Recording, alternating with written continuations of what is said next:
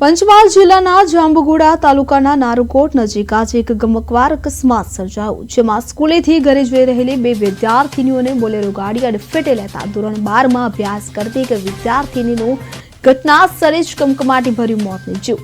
આ ઉપરાંત અકસ્માત સર્જીને ભાગી રહેલા બોલેરો ચાલકનો પીછો કરનાર સહિત અન્ય 3 વ્યક્તિઓ પણ ગંભીર અકસ્માતનો ભોગ બન્યા।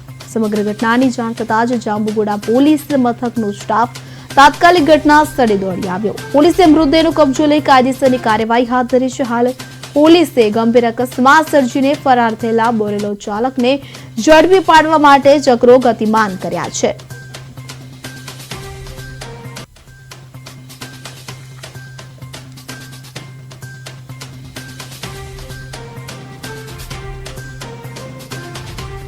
આપણે જણાવી દઈએ કે વધુ એક અકસ્માતની ઘટના સામે આવી છે। પંચમહાલના જાંબુગોડા ખાતે અકસ્માત સર્જાયો છે, જેમાં બે વિદ્યાર્થીઓને નારુકોટ નજીક બોલેરોએ અડફેટે લીધા હતા। પીછો કરતા 3 લોકોને પણ ગંભીર ઇજાઓ પહોંચી છે। જાંબુગોડામાં હિટ એન્ડ રનની ઘટનામાં ધોરણ 12ની વિદ્યાર્થીનીનું કમકમાટીભર્યું મોત નીપજ્યું છે।